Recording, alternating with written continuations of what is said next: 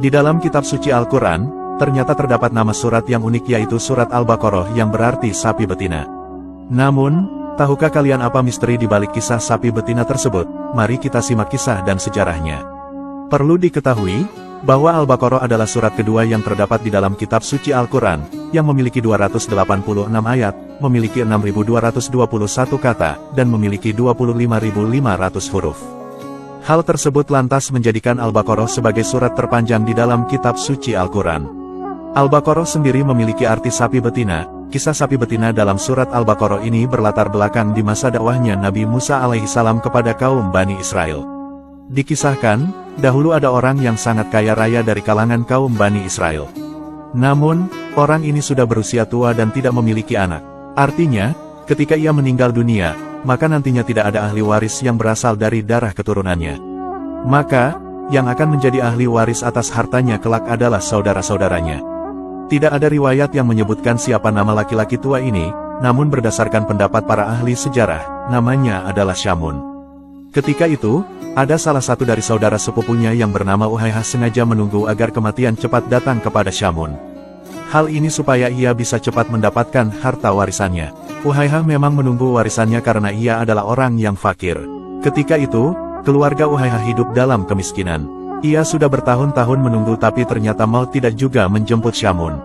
Akhirnya atas godaan dari setan, terbesitlah suatu rencana di hati Uhaihah untuk membunuh saudara sepupunya ini. Kemudian, tibalah hari di mana Uhaihah akan melakukan aksi bejatnya ini. Ia lantas menghabisi nyawa Syamun. Lalu untuk menutupi kesalahannya, Uhaihah lantas membawa jasad Syamun ke pinggir kota. Tujuannya adalah agar orang-orang di antara dua kota itu saling menuduh satu sama lain. Jasad Syamun lantas diletakkan di antara dua kabilah di wilayah Bani Israel. Ketika waktu pagi tiba, jasad Syamun lantas ditemukan oleh seorang warga yang ada di daerah itu. Maka saat itu, ia kemudian mengenali jasad manusia yang bernama Syamun itu. Lalu, ia pergi kepada saudara sepupunya untuk memberitahukan atas kejadian tersebut. Orang ini berlari ke rumah Uhaihah kemudian mengabarkan bahwa Syamun ditemukan tewas di perbatasan. Agar tidak dicurigai, Uhaihah pura-pura terkejut dan dia menangis dengan kerasnya. Selain berpura-pura sedih, Uhaihah juga menuduh bahwa penduduk kota sebelah yang telah membunuhnya. Ketika itu Uhaihah juga menyeru kepada masyarakatnya untuk berbondong-bondong mendatangi penduduk kota sebelah untuk mempertanggungjawabkan hal itu. Mengetahui bahwa kota sebelah akan diserang oleh penduduk Uhaihah, maka mereka lantas bersiap untuk berperang. Akhirnya, ketika itu kedua kabilah semakin memanas dan mereka saling menuduh satu sama lain. Ketika konflik sudah mau dimulainya peperangan, tiba-tiba datang seorang kakek yang berusaha meredam emosi kedua kabilah ini. Kakek itu berkata, "Saudara-saudara sekalian, jangan biarkan setan menguasai diri kalian. Bukankah di tengah-tengah kita ada seorang Rasul, mengapa kita tidak pergi menemui Nabi Musa alaihissalam untuk menanyakan keadilan akan tragedi ini?" Akhirnya, kedua kabilah ini beramai-ramai mengunjungi Nabi Musa alaihissalam. Mereka lalu menceritakan kronologi tragedi itu kepada Nabi Musa. Mendapati keluhan mereka, Nabi Musa kemudian berdoa kepada Allah Subhanahu wa Ta'ala agar diberi petunjuk untuk mengetahui siapa pembunuh Syamun. Allah kemudian memerintahkan Nabi Musa untuk menyembelih seekor sapi betina. Hal ini sebagaimana tertulis dalam kitab suci Al-Quran. Allah Subhanahu wa Ta'ala berfirman, "Dan ingatlah ketika Musa berkata kepada kaumnya, sesungguhnya Allah menyuruh kamu menyembelih seekor sapi betina." Mereka berkata, "Apakah kamu hendak menjadikan kami buah ejekan?" Musa menjawab, "Aku berlindung kepada Allah agar tidak menjadi salah seorang dari orang-orang yang jahil." Quran Surah Al-Baqarah ayat 67. Setelah Nabi Musa mendapat petunjuk dari Allah Subhanahu wa Ta'ala, beliau kemudian memerintahkan kepada para kabilah untuk menyembelih seekor sapi berjenis kelamin betina. Mendengar perintah aneh ini, orang-orang dari kabilah lantas menjadi heran dan bingung. Dalam benak mereka berkata, apa hubungannya orang mati dengan perintah menyembelih sapi? Dalam kejadian ini juga timbul pertanyaan kenapa harus sapi. Padahal, di dalam hati orang Bani Israel ketika itu masih menuhankan sapi sama halnya seperti Samiri. Setelah diperintahkan untuk mencari sapi betina oleh Nabi Musa, orang-orang Bani Israel bukannya langsung mencari sapi malah banyak bertanya seperti menanyakan mau sapi seperti apa, dan mau sapi yang warna apa. Ketika Nabi Musa mendengar banyak pertanyaan dari mereka tentang sapi, Nabi Musa lantas memberikan ciri-ciri yang sulit yang terdapat pada sapi yang harus mereka cari. Carilah sapi betina yang tidak terlalu tua dan terlalu muda, tidak terlalu kecil dan tidak terlalu besar. Setelah itu, Orang-orang Bani Israel kemudian masih juga bertanya dan meminta agar Nabi Musa berdoa kembali dan menanyakan mau seperti apa warna sapinya. Setelah mendapat petunjuk, Nabi Musa lantas berkata, "Carilah sapi betina berwarna kuning pekat yang tak ada warna lain kecuali kuning di seluruh tubuhnya." Kemudian, penduduk Bani Israel lantas menyebar dan mencari sapi yang dimaksud. Di sisi lain, pada zaman tersebut hiduplah seorang keluarga miskin. Sebelum meninggal dunia, ayahnya menginjakkan seluruh hartanya dan hanya disisakan seekor anak sapi betina untuk anak dan istrinya. Ketika anak ini tumbuh dewasa, ia sangat saleh dan berbakti kepada ibunya. Setiap hari anak ini pergi ke hutan untuk mencari kayu bakar dan kemudian dijualnya di pasar. Lalu, dari hasil jualan itu ia membeli makanan untuk dirinya dan ibunya. Pekerjaan ini terus dia lakukan setiap hari untuk menyambung hidup dirinya dan ibunya. Pada suatu hari, ibunya berkata bahwa ayahnya dahulu telah mewariskan seekor anak sapi betina untuknya. Sapi itu ditinggalkan di hutan. Maka, sang ibu meminta anaknya tersebut untuk pergi ke sana dan mengambil hak atas sapi betina tersebut.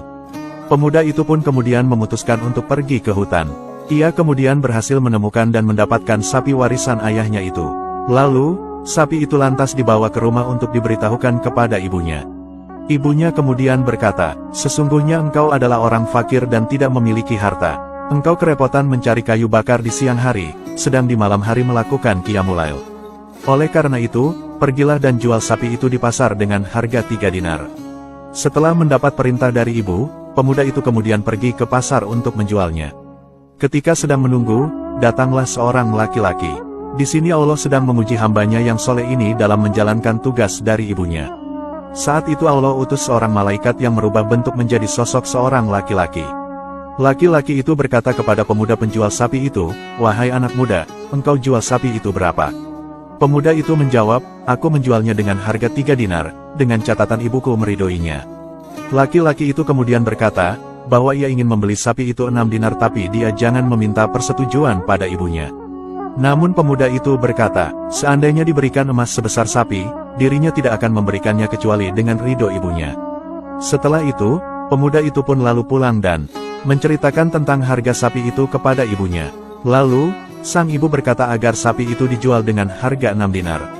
Pemuda itu kembali ke pasar dan menemui malaikat yang menyamar jadi pembeli tadi. Ia berkata, bahwa ibunya menyuruhnya menjual sapi dengan harga 6 dinar, di mana tidak boleh kurang dan tidak boleh lebih. Laki-laki itu kemudian berkata, bahwa dia akan membeli sapi itu seharga 12 dinar, di mana pemuda itu bisa ambil 6 dinar sedangkan sisanya bisa berikan kepada ibunya tanpa perlu ibunya diberitahu. Namun, pemuda itu menolak tawaran itu. Ia kemudian kembali pulang untuk menceritakan harga sapi itu pada ibunya. Ibunya lantas berkata, sungguh orang yang mendatangimu itu adalah malaikat dalam bentuk manusia yang diutus Allah untuk mengujimu. Jika ia datang lagi, katakanlah padanya, apakah engkau memerintah kami untuk menjual sapi ini atau tidak? Pemuda itu kemudian berangkat lagi ke pasar dan dia pun bertemu dengan malaikat yang menyamar tersebut. Pemuda itu lantas menyampaikan pesan dari ibunya. Mendengar pesan si pemuda, laki-laki itu lantas berkata, jangan jual sapi ini sampai datang suatu hari nanti, di mana akan ada orang yang membelinya atas perintah Nabi Musa bin Imran. Kemudian, baru jualah sapi ini dengan harga emas seberat bobot sapi ini. Setelah itu, pemuda itu kemudian pulang dan tak jadi menjual sapi di pasar. Dan benar saja, pada suatu hari ada orang dari Bani Israel yang datang kepadanya atas perintah Nabi Musa alaihissalam. Maka pemuda itu berkata, bahwa ia hanya mau menjual sapi betina warisan ayahnya dengan harga emas seberat bobot sapi ini. Orang kaum Bani Israel itu pun lantas terkejut mendengar harga yang ditawarkan. Akhirnya, mereka patungan mengumpulkan emas dan dibelilah sapi betina itu dengan harga seberat bobotnya. Kemudian, dibawalah sapi itu kepada Nabi Musa untuk kemudian disembelih. Lalu, Nabi Musa mengambil bagian paha sapi itu dan memukulkannya ke jasad Syamun. Atas izin Allah, jasad yang sudah meninggal itu tiba-tiba bisa bangun dari kematiannya.